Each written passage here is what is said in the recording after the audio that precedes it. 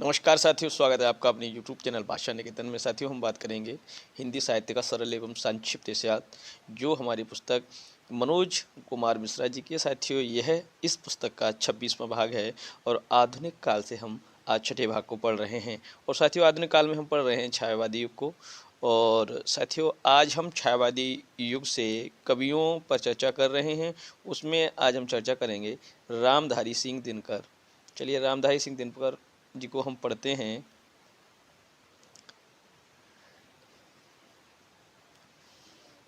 देखिए साथियों, जन्मकाल दिनकर जी का 1908 ईस्वी है। जन्म स्थान इनका ग्राम सिमरिया, जिला मुंगेर, बिहार में माना जाता है। और मृत्युकाल इनका 1974 ईस्वी। प्रमुख रचनाएं इनकी देखिए, बहुत सी रचनाएं हैं। प्रणभंग 1929, रेणुका 1935, हुंकार 1938, रसवंती 1940 ईस्वी, द्वंद्वगीत 1940 ईस्वी, सामधेनी 1946 ईस्वी, कुरुक्षेत्र 1946 ईस्वी, महाकाव्य और प्रबंध काव्य, धूप और धुआं 1951 ईस्वी, इतिहास के आंसू 1951 ईस्वी, रश्मिरथी 1952 ईस्वी, प्रबंध काव्य, नील कुसुम 1954 ईस्वी, उर्वशी 1961 ईस्वी, खंड काव्य, और परशुराम की प्रतीक्षा 1963 ईस्वी, हाहाकार, हारे को हरिनाम 1970 ईस्वी, दिल्ली, संस्कृति के 4 अध्याय गद्य काव्य, सीपी और शंख, बट पीपल, कलिंग विजय, धूप छां, ये सभी इनकी मुख्य रचनाएं हैं। अब हम देखते हैं साथियों, विशेष तथ्यों पर बात करेंगे। कुरुक्षेत्र इनकी सबसे रचना मानी जाती है। प्रबंधात्मक महाकाव्य श्रेणी की इस रचना को द्वितीय विश्व युद्ध की महाविभीषिका से प्रेरित होकर लिखा गया था। यह रचना मूलतः महाभारत के शांति पर्व के भीष्म युधिष्ठिर संवाद पर आधारित रचना है। इस रचना को 7 सर्गों में विभाजित किया गया है। इस रचना को विश्व के 100 श्रेष्ठ काव्यों में 74वां स्थान प्राप्त हुआ है। कुरुक्षेत्र के संदर्भ में अपनी कलिंग विजय रचना लिखते समय इनके मन में विचार आया, मुझे ऐसा लगा मानो युद्ध की समस्या मनुष्य की सारी समस्याओं की जड़ है। उर्वशी इनकी दूसरी प्रसिद्ध रचना मानी जाती है। गीत नाट्य श्रेणी की इस रचना को 5 अंकों में विभाजित किया गया है। इस रचना के लिए इनको 1972 ईस्वी में भारतीय ज्ञानपीठ पुरस्कार मिला। तो किस पुस्तक के लिए? उर्वशी के लिए। इनकी गद्य काव्य रचना संस्कृति के 4 अध्याय, गद्य काव्य रचना जो है संस्कृति के 4 अध्याय के लिए इनको 1959 ईस्वी में साहित्य अकादमी पुरस्कार भी प्राप्त हुआ है। तो साहित्य अकादमी पुरस्कार इनको गद्य काव्य रचना इनकी संस्कृति के 4 अध्याय के लिए, और उर्वशी के लिए इनको ज्ञानपीठ पुरस्कार प्राप्त हुआ था। इनकी सामधेनी रचना में स्वाधीनता के यज्ञ में बलि हो जाने वाली जवानियों का वर्णन किया गया है। अब देखते हैं इससे संबंधित नोट क्या है। नोट है, सामधेनी सामवेद की उस ऋचा का नाम है जो यज्ञाग्नि प्रज्वलित करते समय पढ़ी जाती है। इनकी रश्मिरथी रचना में कर्ण के चरित्र का वर्णन किया गया है। हिंदी साहित्य जगत में इनको द्वितीय राष्ट्र कवि एवं अनल कवि के नाम से भी पुकारा जाता है। यानी राष्ट्रीय जागरण एवं भारतीय संस्कृति का कवि भी कहा जाता है। नामवर सिंह ने इनकी प्रशंसा करते हुए लिखा, दिनकर जी अपने युग के सचमुच सूर्य थे। इनको समय सूर्य तथा अधैर्य का कवि कहा जाता है। अधैर्य का कवि। अब हम बात करेंगे बालकृष्ण शर्मा नवीन। देखिए साथियों, इनका जन्मकाल 1897 ईस्वी है, मृत्युकाल 1960 ईस्वी है। और इनकी प्रमुख रचनाएं हैं कुमकुम 1936 ईस्वी, रश्मि रेखा 1951 ईस्वी, अपलक 1951 ईस्वी, क्वासी 1952 ईस्वी, बिनोबा स्तवन 1955 ईस्वी, उर्मिला 1957 ईस्वी, हम बिस्पाई जन्म के, सृजन की ललकारें, विप्लव गायन 1933 ईस्वी। अब हम बात करते हैं विशेष तथ्यों पर।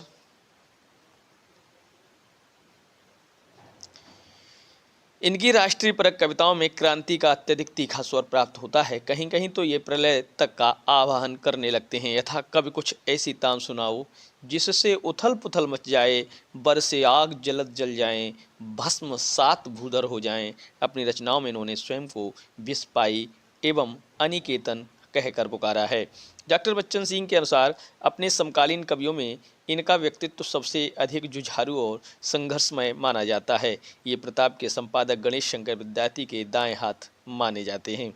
राष्ट्रीय परक कविताओं के अलावा थकान के समय में वे प्रणय गीत भी लिखते थे और रहस्यलोक में भी झांक लेते थे। इन्होंने कानपुर से प्रकाशित होने वाली प्रभा नामक पत्रिका का संपादन भी किया था। बात करते हैं सुभद्रा कुमारी चौहान। जन्मकाल 1904 ईस्वी, 16 अगस्त 1904 ईस्वी, जन्म स्थान ग्राम निहालपुर, जिला प्रयागराज, उत्तर प्रदेश। मृत्युकाल 1948 ईस्वी, 15 जनवरी 1948। प्रमुख रचनाएं मुकुल 1931, त्रिधारा। प्रसिद्ध कविताएं झांसी की रानी, सर्व प्रसिद्ध कविता जलियांवाला बाग में बसंत, झंडे की इज्जत में स्वदेश के प्रति। अब देखते हैं विशेष तथ्य। झांसी की रानी इनकी अमर रचना है। इनकी कविताओं में वात्सल्य सुख की कामना दृष्टिगोचर होती है। यदि निराला जी की सरोज स्मृति कविता को छोड़ दिया जाए तो पारिवारिक संबंधों को लेकर कविता लिखने का सर्वप्रथम प्रयास सुभद्रा कुमारी चौहान के द्वारा ही हुआ माना जाता है। इनकी मृत्यु एक मोटर वाहन दुर्घटना में अल्पायु मात्र 44 वर्ष में ही हो गई थी। डॉक्टर गणपतचंद्र गुप्त ने इनको राष्ट्रीयता एवं मानवता के उदात्त एवं कोमल स्वरों को झंकृत करने वाली कवित्री कहा है। इन्होंने अपनी पहली कविता मात्र 9 वर्ष की आयु में नीम नाम से लिखी थी। अब बात करते हैं साथियों हम सियाराम शरण गुप्त। सियाराम शरण गुप्त जन्मकाल 1895 ईस्वी, जन्म स्थान चिरगांव झांसी, मृत्युकाल 1963 ईस्वी। अब इनकी देखिए प्रमुख रचनाएं मौर्य विजय 1913, अनाथ 1917, दुर्वादल 1924, विषाद 1925, आर्द्रा 1927, आत्मोत्सर्ग 1931, पाथेय 1933, मृणमयी 1936 एवं बापू 1937। उन्मुक्त 1940, दैनिकी 1942, नकुल 1946, नुआ खाली 1946, जय हिंद 1948, गीता संवाद 1948। इनमें से मौर्य विजय, अनाथ, आत्मोत्सर्ग एवं नकुल तो इनके प्रबंध काव्य माने जाते हैं एवं शेष रचनाएं इनकी लघु कविताओं के संग्रह हैं। विशेष तथ्य ये मैथिली शरणगुप्त के अनुज 10 वर्ष छोटे थे। मौर्य विजय रचना में सेल्यूकस एवं चंद्रगुप्त मौर्य के ऐतिहासिक द्वंद्व को राष्ट्रीय भावों से उत्प्रोत करके प्रस्तुत किया गया है। अनाथ में काल्पनिक कथा के आधार पर ग्रामीण जीवन का चित्रण करते हुए जमींदारों के अत्याचार, शोषण एवं पुलिस की क्रूरता पर प्रकाश डाला गया है। आत्मोत्सर्ग में अमर शहीद गणेश शंकर विद्यार्थी के बलिदान की गाथा उदात्त शैली में प्रस्तुत की गई है। नकुल में पांडवों में सबसे उपेक्षणीय नकुल को नया व्यक्तित्व प्रदान किया गया है। यह शैली छायावादी एवं विचारधारा में गांधीवादी माने जाते हैं। इन्होंने माखनलाल चतुर्वेदी की पुष्प की अभिलाषा कविता का अनुकरण करके एक फूल की चाहक कविता लिखी थी। उन्मुक्त रचना में कुसुमद्वीप एवं शांति प्रिय नगर, परंतु लौहद्वीप के लोग उसे युद्ध करने पर मजबूर करते हैं। बात करते हैं सोवनलाल द्विवेदी। जन्मकाल इनका 1906 ईस्वी है, मृत्युकाल 1988 ईस्वी, जन्म स्थान ग्राम विंदकी, जिला फतेहपुर। प्रमुख रचनाएं भैरवी 1941 ईस्वी, विषपान 1941 ईस्वी, बासवदत्ता 1942 ईस्वी, कुणाल 1943 ईस्वी, युगाधार 1943 ईस्वी, बासंती 1944 ईस्वी, चित्रा 1944 ईस्वी, चेतना 1954 ईस्वी, वांसुरी, झरना, विगुल, प्रभाती। अब देखिए झरना एक रचना आपके सोवनलाल द्विवेदी की भी है और झरना रचना जयशंकर प्रसाद जी की भी है। पूजा गीत, सेवाग्राम। विशेष तथ्य देखते हैं।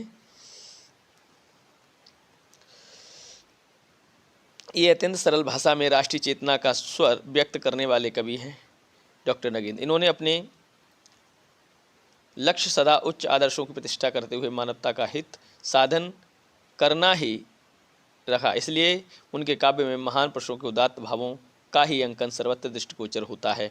उन्होंने बाल साहित्य भी सुंदर और पर्याप्त मात्रा में लिखा है। गांधीवादी विचारधारा में आस्था रखने के कारण इनकी रचनाओं में अहिंसा, प्रेम, शांति, समता आदि तत्वों को देखने को मिलते हैं।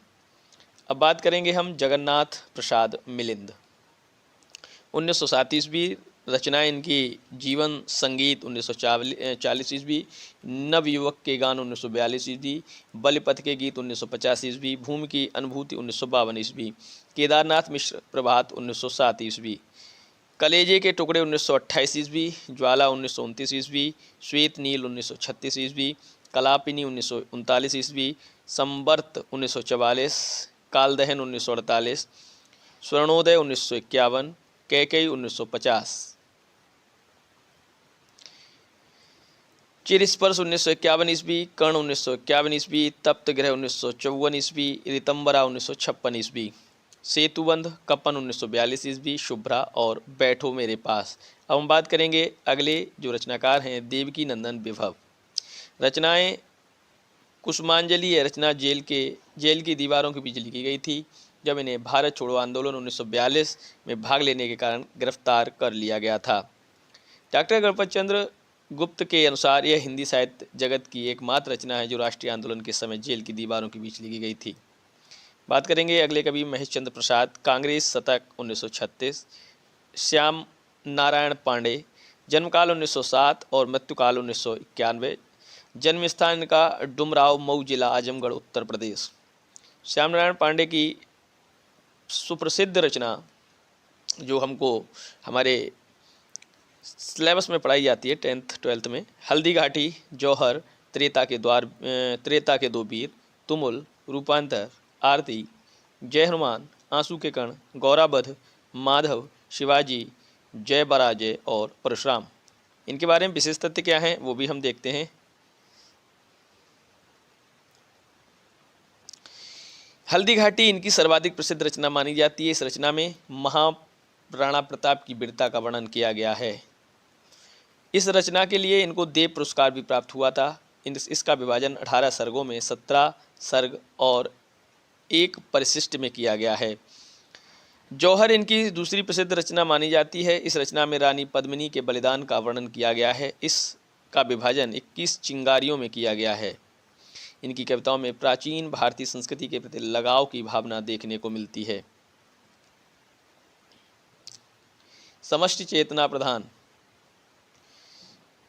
छायावाद युग का ऐसा काव्य सौंदर्य अनुभूति, प्रणय वेदना, रहस्यानुभूति एवं राष्ट्रीय भावों की अभिव्यक्ति आदि सभी का एक जगह सामंजस्य कर दिया जाता है, उसे समष्टि चेतना प्रधान काव्य कहा जाता है। इस काव्यधारा के प्रमुख कवि हैं जानकी वल्लभ शास्त्री, विद्यावती कोकिल, हरिकृष्ण प्रेमी, उपेंद्र नाथ अस्क, सुमित्रा कुमारी सिन्हा, तारा पांडे एवं डॉक्टर रामकुमार वर्मा। तो सबसे पहले हम बात करेंगे जानकी वल्लभ शास्त्री। जन्मकाल 1916 ईस्वी है, मृत्युकाल 2011 ईस्वी। प्रमुख रचनाएं रूप अरूप 1940 ईस्वी, तीर तरंग 1944, शिप्रा 1945, मेघगीत 1950 ईस्वी, अवंतिका 1953 ईस्वी, कुंद और उपगुप्त, पार्वती, शकुंतला और चाणक्य। विशेष तथ्य क्या है, ये मूलतः गीतकार माने जाते हैं। इनकी रचनाओं में आस्था, प्रणयानुभूति, रहस्य आदि की व्यक्ति कोमल एवं मधुर स्वरों में हुई है। विद्यापति कोकिल, जन्मकाल 1914 ईस्वी, मृत्युकाल 1990 ईस्वी। प्रमुख रचनाएं अंकुरिता, माँ, सुहागिन, पुनर्मिलन और आरती। विशेषतः डॉक्टर शिव कुमार मिश्र द्वारा रचित नया हिंदी काव्य ग्रंथ के अनुसार ये आधुनिक गीतकारों के अंतर्गत प्रथम श्रेणी के कवि माने जाते हैं। हरिकृष्ण प्रेमी अगले कवि हैं। जन्मकाल 1908 ईस्वी, मृत्युकाल 1974 ईस्वी। रचनाएं इनकी अग्निगान, वंदना के बोल, आँखों में, अनंत के पथ पर। विशेष तथ्य भावों के अनुसार इनकी शैली कहीं ओजपूर्ण एवं कहीं माधुर्यपूर्ण हो जाती है। बात करेंगे उपेंद्र नाथ अश्क के बारे में। तो जन्मकाल 1910 ईस्वी और इनकी रचनाएं हैं प्रातःदीप, उर्मियाँ, बरगद की बेटी, अजगर और चांदनी, दीप जलेगा। इनकी सर्वप्रथम कविता विदा 1917 की मानी जाती है। सुमित्रा कुमारी सिन्हा, जन्मकाल 1914 ईस्वी। प्रमुख रचनाएं इनकी हैं बिहाग, पंथिनी, आशा पर्व, बोलों के देवता। अगले रचनाकार हैं तारा पांडे, जन्म काल 1914। प्रमुख रचनाएं सीकर, शुकपिक, आभा, वेणुकी और अंतरंगिणी। अगले कवि हैं डॉक्टर रामकुमार वर्मा, जन्मकाल 1905 ईस्वी, मृत्युकाल 1990 ईस्वी। जन्मस्थान सागर मध्य प्रदेश। इनकी प्रमुख रचनाएं कौन कौन सी हैं देख लेते हैं। रूप राशि, निशीथ, चित्ररेखा, आकाशगंगा, अंजलि, चंद्र किरण, एकलव्य 1958, अभिषेक, जौहर और संकेत। विशेष तथ्य हैं ये छायावाद की लघुत्रयी में शामिल किए जाते हैं। ये अपने इतिहास ग्रंथ इतिहास हिंदी साहित्य का आलोचनात्मक इतिहास के कारण अधिक प्रसिद्ध हैं। ये हिंदी में कवि, आलोचक, एकांकीकार के रूप में जाने जाते हैं। एकांकी को अपनी साधना से नवजीवन प्रदान करने वाले डॉक्टर वर्मा को ये हिंदी एकांकी का जनक माना जाता है। डॉक्टर रामकुमार वर्मा। लक्ष्मी नारायण मिश्र, जन्मकाल 1903 ईस्वी, मृत्युकाल 1987 और इनकी प्रमुख रचना है अंतर जगत। बात करेंगे जनार्दन प्रसाद झा द्विज। रचनाएं हैं अनुभूति और अंतर्ध्वनि। अगले कवि हैं रामदरस मिश्र। रचनाएं हैं बैरंग, बेनाम चिट्ठियाँ, पक गई हैं धूप, दिन एक नदी बन गया, कंधे पर सूरज, मेरे प्रिय गीत, बाजार को निकले हैं लोग और शैलेश जयदी। प्रमुख रचनाएं हैं अब किससे वनवास दोगे। देवराज। प्रमुख रचनाएं हैं आहत आत्मा है, इला और अमिताभ। रामानंद तिवारी, भारती नंदन। रचनाएं हैं पार्वती महाकाव्य। नरेंद्र शर्मा। प्रमुख रचनाएं हैं द्रौपदी 1960 ईस्वी और उत्तर जय। तो साथियों, अब हम बात करेंगे अगले वीडियो में प्रगतिवादी युग, जिसका समय 1936 से 1943 ईस्वी माना जाता है। तो साथियों, वीडियो कैसा लगा आप कमेंट सेक्शन में बताइएगा। कोई सुझाव है वो भी आप कमेंट सेक्शन में जरूर दीजिएगा। चैनल पर नए हैं तो प्लीज़ चैनल को साथियों सब्सक्राइब कर लें और वीडियो को लाइक और शेयर भी करें। इसके अलावा टेलीग्राम चैनल से जुड़ने के लिए आप डिस्क्रिप्शन में लिंक दिया है, उससे आप जुड़ सकते हैं। तो फिर मिलेंगे अगले वीडियो के लिए, तब तक के लिए नमस्कार, धन्यवाद।